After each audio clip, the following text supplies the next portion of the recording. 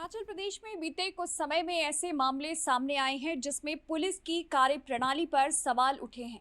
मंडी में जहरीली शराब कांड हो या फिर अब पुलिस भर्ती पेपर लीक मामला, पुलिस की नाकामी साफ दिखती है कि आखिरकार पेपर कैसे लीक हो सकता है। क्या इसमें पुलिस अधिकारियों की मिलीभगत है या फिर कुछ और। 2 साल पहले हुई पुलिस भर्ती के एग्जाम में भी कांगड़ा में सॉल्वर बिठाए गए थे। बड़ा सवाल यह है कि पुलिस अपनी नाकामी का जश्न क्यों मना रही है। तो चलिए आपको सबसे पहले दिखाते हैं वो चर्चित वीडियो। ये वीडियो शिमला के गेयटी थिएटर का है, जहां DGP Sanjay Kundu police band के कार्यक्रम में नाटी डाल रहे हैं। उनके साथ मंत्री सुरेश भारद्वाज भी हैं। दरअसल शिमला के गेयटी थिएटर में शुक्रवार को Himachal police band harmony of points का कार्यक्रम था। इस कार्यक्रम में कैबिनेट मंत्री सुरेश भारद्वाज और डीजीपी संजय कुंडू भी शामिल हुए। कार्यक्रम के दौरान दोनों ने जमकर नाटी डाली और झूमते नजर आए। वहीं पूर्व मंत्री और डलहौजी से विधायक आशा कुमारी ने भाजपा महिला मोर्चा के सोशल मीडिया पर वायरल हो रहे नाच गाने पर चुटकी ली।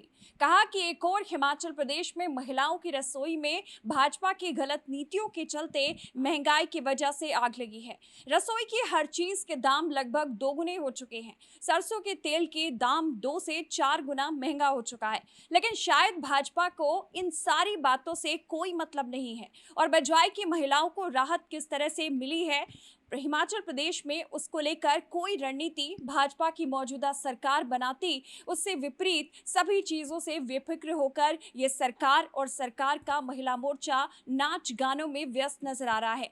उन्होंने कहा कि महिलाएं लोकतंत्र की महत्वपूर्ण ताकत है। महिलाओं के सशक्तिकरण के नाम पर किस तरह से महिलाओं को भाजपा ने ठगा है, इस बात का अंदाजा इसी भाजपा की नीति से लगाया जा सकता है कि महिलाओं को महंगाई से ध्यान भटकाने के लिए भाजपा की सरकार मुफ्तखोरी की तरफ ध्यान लगाने का प्रयास कर रही है और प्रदेश की जनता ने भाजपा की इस सरकार को पूरी तरह से नकार दिया है और महिलाएं ही हैं जो आने वाले विधानसभा के चुनाव में हिमाचल प्रदेश में महत्वपूर्ण भूमिका में रहेंगी और महंगाई और बेरोजगारी से त्रस्त महिला शक्ति भाजपा को मुंह तोड़ जवाब देगी।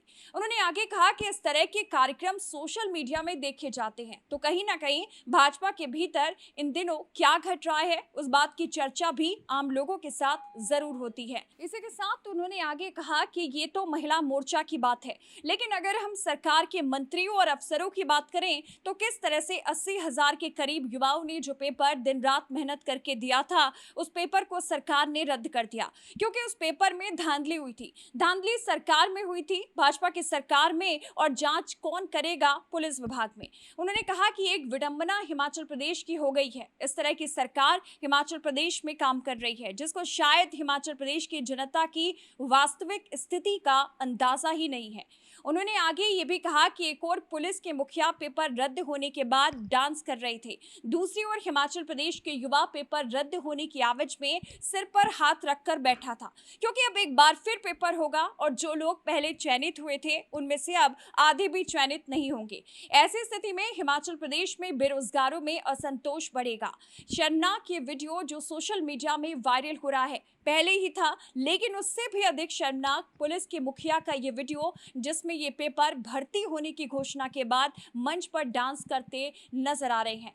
जिस तरह से पुलिस भर्ती मामले में कांग्रेस पार्टी ने एकजुटता के साथ पूरे प्रदेश में मीडिया के समक्ष जाकर अपनी बात रखी और मामले की एसआईटी जांच न करवाकर सीबीआई जांच करवाने की बात कही, इस तरह से एक बात तो स्पष्ट हो गई है कि कांग्रेस पार्टी ने बार बार एकजुट कांग्रेस का संदेश देने का प्रयास किया है और एक बार फिर से इस विषय को जिस तरह से पूरे प्रदेश से हर बड़े नेता ने उठाया, इसमें चाहे अगर हम बात नेता विपक्ष मुकेश अग्निहोत्री की करें या फिर प्रदेश अध्यक्ष प्रतिभा सिंह की करें, प्रचार कमेटी के अध्यक्ष सुखविंदर सिंह सुक्खू की करें, वरिष्ठ नेता ठाकुर कौल सिंह हो, विधायक आशा कुमारी हो या फिर धर्मशाला से कांग्रेस के बड़े नेता सुधीर शर्मा की करें, तो हर नेता ने अपने अपने तरीके से इस बात को उठाकर एक संदेश तो स्पष्ट कर दिया है कि पूरे प्रदेश में कांग्रेस एकजुट है और आगे हर लड़ाई एकजुट होकर लड़ी जाएगी।